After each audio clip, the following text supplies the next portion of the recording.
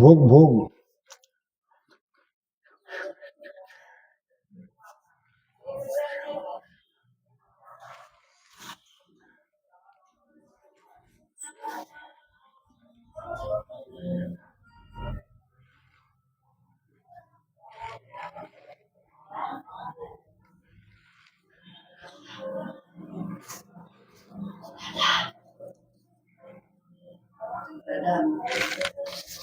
ऐसी वो वाला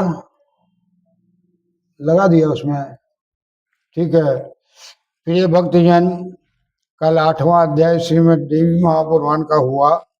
आज 9वां अध्याय का शुरुआत है, जिसमें सत्व, रज और तम तीनों गुणों का वर्णन है। अब सत्व का अलग और रज का अलग और तम का अलग अलग गुणों का विस्तार होता है। ब्रह्मा जी ने नारद जी को बताया और नारद जी संतुष्ट होने लगे हैं। इस तरह की भावना इस अध्याय में है। आप सबसे आग्रह है कि मेरी विनती को स्वीकार करके, कृपा करके, सब्सक्राइब करके मुझे कृतार्थ करेंगे। आपका सब्सक्रिप्शन ही आपका दर्शन है, आपका सब्सक्रिप्शन ही आपका दर्शन है, इसलिए कृपया सब्सक्राइब जरूर करेंगे। ओम हरि ओम तत्सत।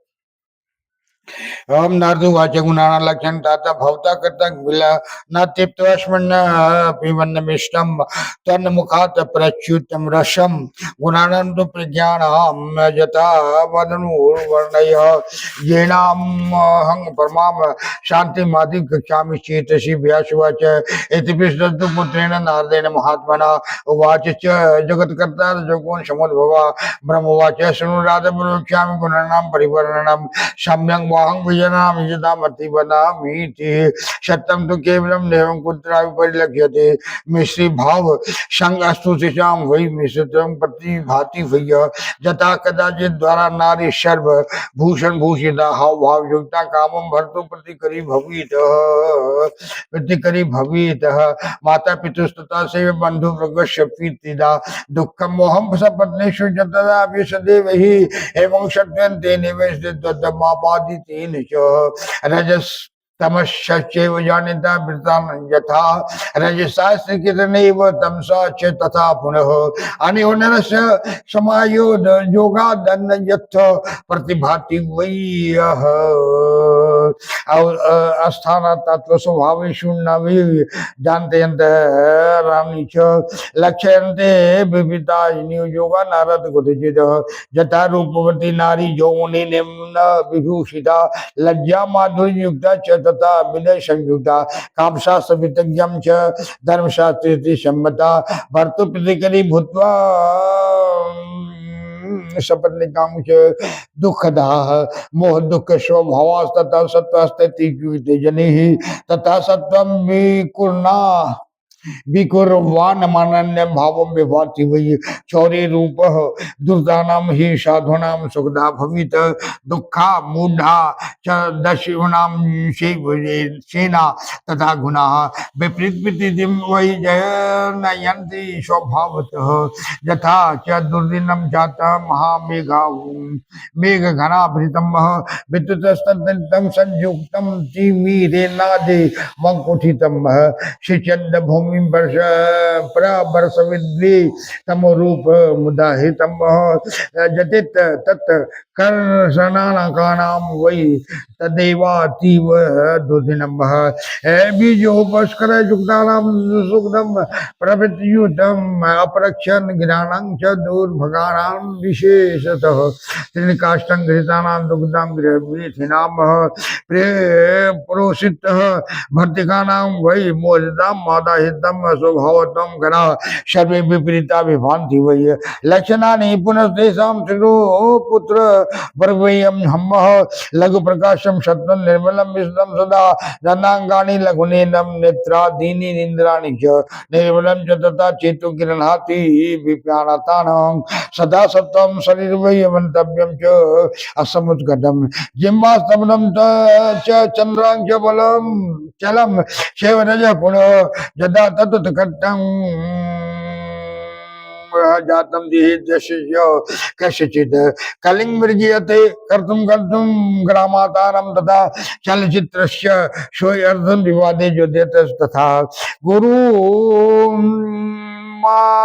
वर्णम कामम तमो भवति तदा तदा ज्ञानं गुणान्यासु गुरुन्यासु प्रवर्तन्ते मृतानि च इन्द्रियाणि मनः शून्यं निद्रा नैवाभिवाञ्छति वाञ्छति गुणानां लक्षणानि एव विज्ञेयं नारदुवाच विभिन्न लक्षणा प्रोक्ता पितामहं गुणाश्रयो कथम् एकत्र संस्थाने कार्यं कुर्वन्ति शाश्वतं परस्परं मिलित्वा हि विभिन्ना शत्रुवकिल्लाः एकत्रस्थं कार्यं कुर्वन्ति वदस्वामिः ब्रह्मवाच शनपुत्र प्रोक्ष्यामि गुणांस्तेऽधिपवृत्तयोः प्रदीपस्यथा कार्यं प्रकृत्यर्थं दर्शनं वर्तिस्तैलं यथा चित्रं वृद्धाश्च परस्परं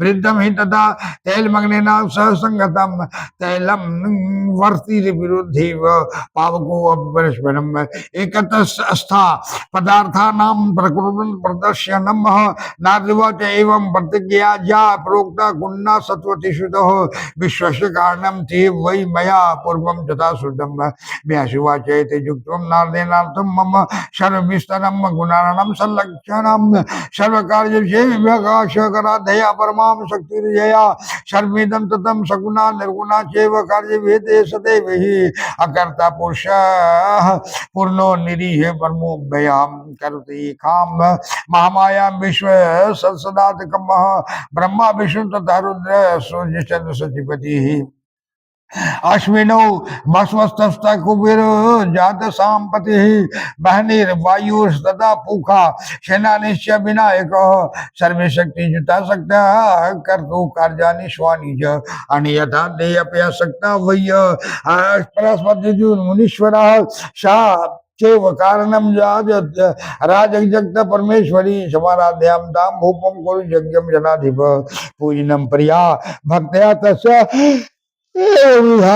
महालक्ष्मी महाकाली तथा महासरस्वती ईश्वरी से भूतानां सर्वकारणं सर्वकामार्थदा शांता सुखेभ्य ध्यान विदा नामोच्चारण मात्रेण वंचितार्थ फलप्रद देवाराधिता पूर्व ब्रह्म विष्णु महेश्वर मोक्षकामेश्यम विविधेश तापेश तापसेर तापसेर वजितात्मा भी अस्पष्टमपि परसंगनमपि भाषितं ददाति वांछितार्थं दुर्लभं हानपि सर्वदा ए इति भर्यातेन दृष्ट्वा व्याघ्रादिकं बने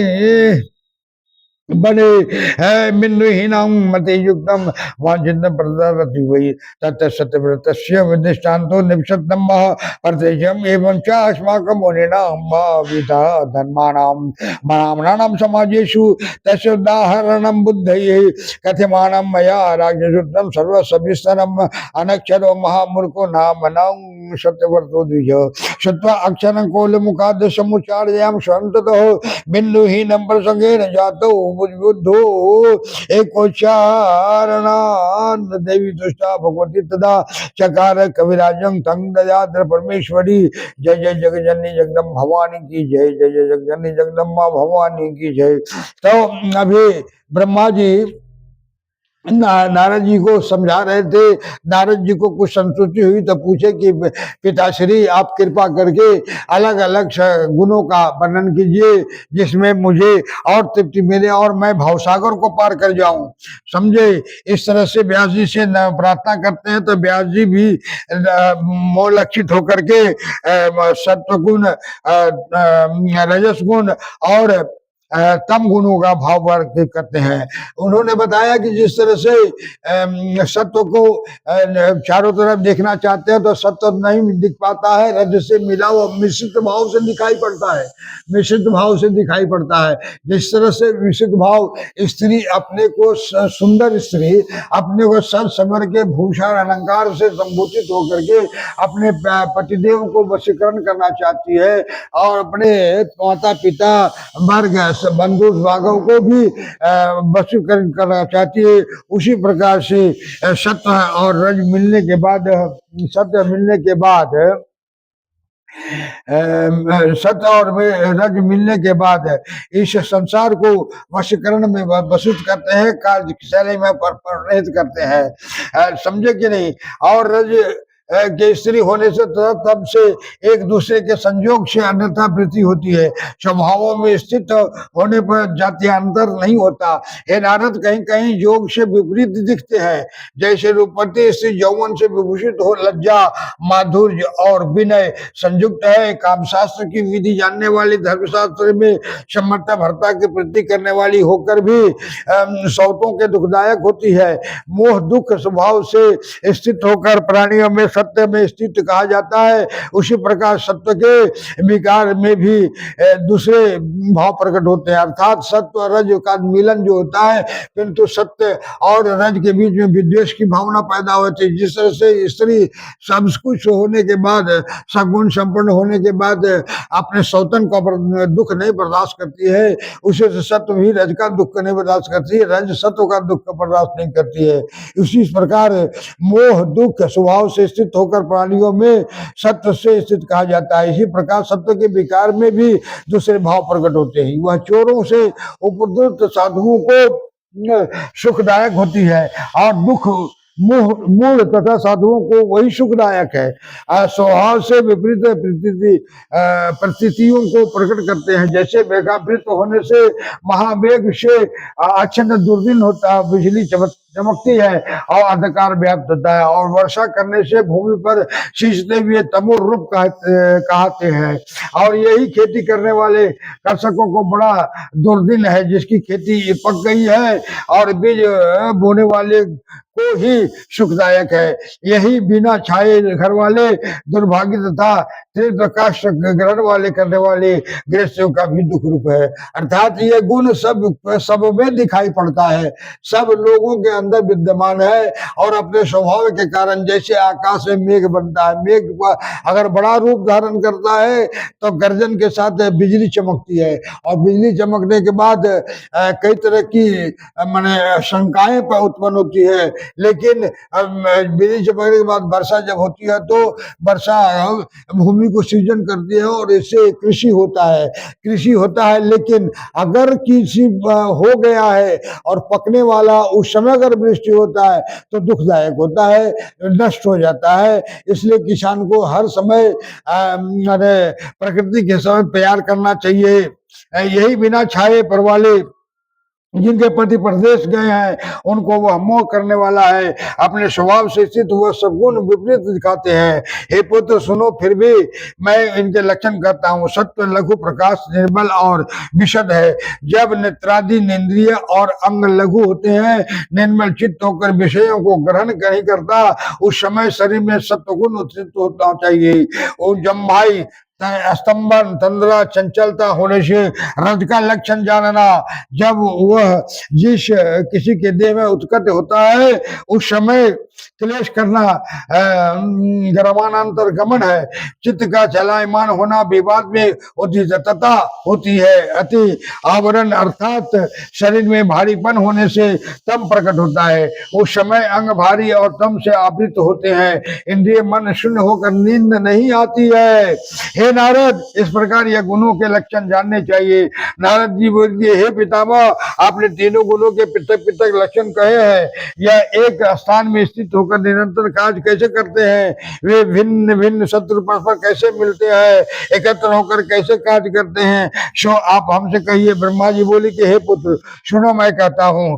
वे गुण दीपक वृद्धि वाले होते हैं। जैसे दीपक अर्थ दर्शन का कार्य करता है और बत्ती तेल यह दोनों परस्पर विरुद्ध है, बंद है। इसी प्रकार विरुद्ध तेल अग्नि के साथ संगत हुआ है। तेल बत्ती अग्नि यह परस्पर विरुद्ध है, परंतु एकत्र स्थित होकर पदार्थ का दर्शन कराते हैं। इसी प्रकार गुण भी है। नारद जी बोले कि सत्यवती पुत्र, इस प्रकार यह गुण प्रकृति से प्रकट होते हैं। यह सब संसार के कारण है, जैसे मैंने पूर्व सुना है। व्यास जी बोले कि इस प्रकार नारद जी ने विस्तार पूर्वक हमसे सच कहा। गुणों के लक्षण और विभाग सहित उनके कार्य गए, उसी परम शक्ति की आराधना करनी चाहिए जिसे यह सब विस्तार कर रखा जाता है। यह कार्य भेद से सदा सगुण निर्गुण होती है, पूर्ण रूप करता निरीह है, अविनाशी है। यह माया संसार सत असत करती है। ब्रह्म विष्णु शुद्ध सूर्य चंद्रमा इंद्र अश्वनी कुमार आठों वसु कुबेर वरुण वहनी वायु पूका कार्तिकेय गणेश यह सब शक्ति युक्त होकर ही कार्य करने को समर्थ होते हैं। हे मुनीश्वर, यदि वैसा न हो तो वे स्पर्धित भी नहीं हो सकते। हे राजन, वही परमेश्वरी जगत का कारण है। हे राजन, जग करके उसका आराधना करो, परम भक्ति से उसकी ही विधि पूर्वक पूजन करना चाहिए। वह महाकाल लक्ष्मी महाकाली महासरस्वती के 3 रूप में है। वह सब भूतों की ईश्वरी और सब कार्यों की कारण है। वह सब कामना देने वाली शांत सुख से सेवनीय और दया युक्त है। नाम के उच्चारण मात्र से ही वांछित फल देती है। ये देवी, ये जो ब्रह्मांड की माया है, महामाया, जोग माया, गायत्री, दुर्गा और जो और महाकाली महालक्ष्मी सरस्वती 3 रूप है, ये संसार को हर प्रकार की शक्ति देने को तत्पर रहती है, लेकिन विरुद्ध होने पर संसार को हरने की भी शक्ति रखती है। अक्षर जितना भी मंत्र है, नवार मंत्र का एक एक अक्षर में शक्ति है। इस नवार मंत्र के अक्षर शक्ति का विधान एक कथा से ही मिलेगा। वह कथा है कि देवव्रत का पुत्र सतव्रत नाम का पुत्र हुआ था, जिसने बिंदुहीन का जप किया और अपना जीवन को भाव सागर से पार कर लिया था। इस कहानी को अब 10वें अध्याय में मिलेगा, जो कि विस्तृत रूप से कहा जाता है। देवव्रत शर्मा जी, ब्राह्मण जी इतने पूजनीय थे कि पृथ्वी पर तो जो पूजा करते थे, लेकिन स्वर्गलोक में भी पूजा करते थे। इसी तरह से विधि विधान चलता रहता है। प्रकृति अपना कार्य करती रहती है। किसको इच्छा करती है उसी को शक्ति देती है, जिसकी इच्छा नहीं करते उसको शक्ति नहीं देती है। शक्तिहीन होने के बाद आदमी कुछ नहीं कर सकता। देवता लोग कुछ नहीं कर सकते तो आदमी क्या करेगा? आदमी में क्या शक्ति है? आदमी में शक्ति क्या है? हिम्मत। और अगर हिम्मत है, आत्मा जागृत है, तो आप सब कुछ कर सकते हैं। अगर आत्मा जागृत नहीं है तो आप कुछ नहीं कर सकते। प्रेम से बोलिए जगजननी जोग माया दुर्गा महारानी की जय, शैलपुत्री माता दुर्गा की जय, ब्रह्मचारिणी दुर्गा माता की जय, चंद्रखंड दुर्गा माता की जय, कुष्मांडा दुर्गा माता की जय, स्कंद माता दुर्गा माता की जय, कात्यायनी दुर्गा माता की जय, कालरात्रि दुर्गा माता की जय। 7वां दिन है आज। जो भी तो टूटे फूटे शब्दों में मैंने कहा है, यदि आपको प्रसन्न होता है तो तत्काल ही आप सब्सक्राइब करें और मुझे आशीर्वाद दें। आप सबको का मनोकामना पूर्ण हो। सदैव आप लोग सदा सुखी रहे, आरोग्य रहे, आपके मनवांछित मनोकामना पूर्ण होता रहे। ओम अपराध सहस्राणि क्रियन्ते अनिशम्या दास्यमिति मम तो क्षमस्व परमेश्वरी आवाहनम न जानामि विसर्जनम पूजां चैव न जानामि क्षम्यतां परमेश्वरम। मंत्रहीनम क्रियाहीनम भक्तिहीनम सुरेश्वरी जत्ते पूजितम मया देवी परिपूर्णम तदस्तु मे अपराध सत्यम कृत्वा जगदम्बेति चोचरेत यांगति समो पुनोति नतां प्रमादेशुरा शापराधो अस्मै शरणं प्रापतस्वाम जगदम्बिके इदानीं अनुकंपोऽयं यथेक्षसि तथा गुरु अज्ञानाद् विस्मृते भर्यन्तानि निमधिकं कृतं तत्सर्व क्षम्यतां देवी प्रसीद परमेश्वरी कामेश्वरी जगन्माता सच्चिदानंद विग्रहे गिरियानाथ चमिमाम प्रत्या प्रसिद्ध परमेश्वरी गोयाति गुगवति तंगनास्मत के तब जपम सिद्धर भवतु देवी तत्प्रसादात् तस्वरेश्वरी। माँ क्षमा, क्षमा गुरु माँ, क्षमा गुरु माँ, क्षमा गुरु।